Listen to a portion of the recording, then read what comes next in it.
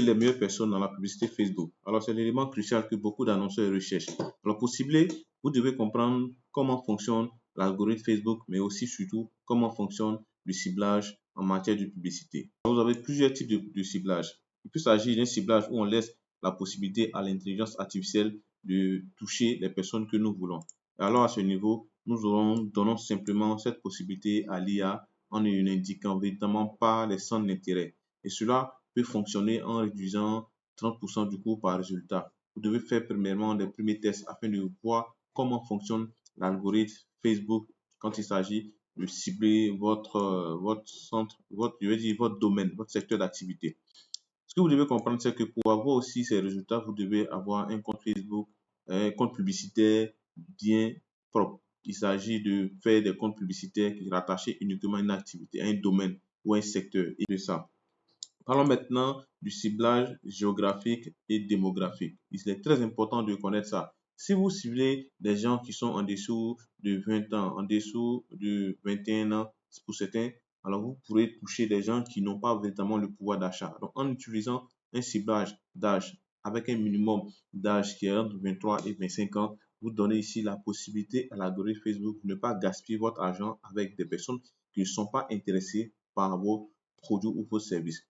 Vous avez aussi la possibilité de faire, le ciblage géographique. Alors, en ce qui concerne le ciblage géographique, vous avez la possibilité d'inclure une ville, un pays dans votre paramétrage, mais aussi vous pouvez mettre des zones spécifiques euh, dans le ciblage. Mais ce que vous devez éviter, c'est de pouvoir mettre des minuscules zones dans le ciblage comme étant le ciblage géographique. Cela va énormément gaspiller votre budget parce que l'algorithme Facebook va évidemment prendre le temps de chercher et cela peut évidemment gaspiller votre budget. Et pour terminer, vous pouvez démarrer voilà, avec le ciblage à partir d'un emplacement physique, chose que moi, je ne teste pas, donc je ne vais pas notamment vous le conseiller. Mais vous avez aussi cette possibilité-là de l'essayer pour voir comment cela fonctionne au niveau de votre secteur d'activité. Un autre élément à prendre en compte au niveau du ciblage démographique et géographique, il s'agit de la langue.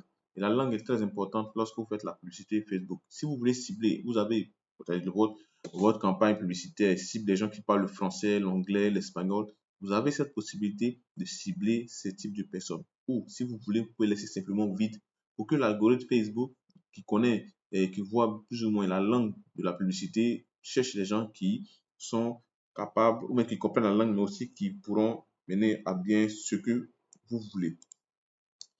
En troisième position, nous avons le ciblage par intérêt. Le ciblage par intérêt qui est très important lorsque vous faites la publicité Facebook, puisqu'on a vu tout à l'heure le ciblage avec l'IA, le ciblage par données démographiques, mais ici le ciblage par intérêt. Cela va vous permettre de pouvoir avoir des suggestions de Facebook. Vous mettez simplement un intérêt et vous avez d'autres suggestions venant de Facebook. Et cela est super important parce que Facebook va vous donner des centres d'intérêt qui sont très proches de ce que vous voulez. Alors, ce que vous devez comprendre, c'est que vous devez éviter de limiter vos centres d'intérêt. Alors, cela se traduit par quoi? Cela se traduit par mettre beaucoup de centres d'intérêt dans une campagne publicitaire. Alors, si vous voulez limiter la portée, mettez beaucoup de centres d'intérêt. Vous n'aurez véritablement pas vous n'aurez pas véritablement de résultats. Vous avez la possibilité de le tester aussi. Parce que moi, je vous recommande, c'est de pouvoir utiliser 3 ou 4 centres d'intérêt pour chaque campagne. Donc, prenez le temps de tester 3 ou 4 intérêts pour chaque campagne. Et ce qui est le plus important, vous pouvez cibler, soit pour essayer en ciblant un seul centre d'intérêt pour voir comment votre public réagit. Et en fonction de cela, si vous pouvez continuer, vous continuez aussi avec cela.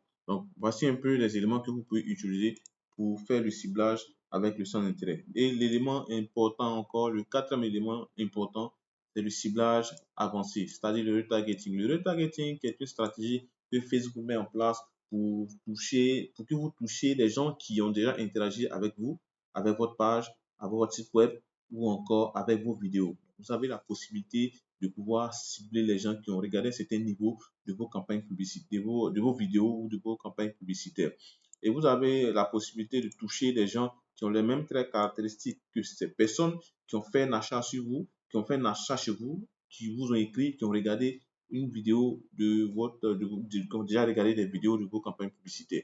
Vous avez la possibilité de toucher ces personnes-là. Et ce que vous devez avoir comme stratégie, lorsque vous faites la publicité Facebook, vous devez tester. Et je le dis toujours, tester, tester. Parce qu'en testant, vous avez la possibilité de toucher des gens même que vous n'avez pas eu à imaginer. Et en testant, cela vous donne des informations, cela vous donne des données, cela vous fournit ce qu'il faut pour mieux faire les campagnes publicitaires à venir. Alors, si vous voulez apprendre à faire ce type de ciblage, j'ai fait une formation où vous pouvez apprendre étape par étape comment faire le ciblage par intérêt, cibler les personnes qui ont du budget, cibler les personnes qui ont de l'argent, cibler les gens qui ont déjà interagi avec vous, cibler aussi les gens qui ont les mêmes traits caractéristiques que ces derniers-là. Cela va vous permettre de réduire vos coûts par résultat pratiquement de 30 à 50%. N'hésitez pas. Simplement, je mettrai le lien de la formation dans la description où vous pourrez avoir accès à cette formation. Alors, n'hésitez pas à vous abonner et puis aussi à partager pour aider aussi d'autres personnes.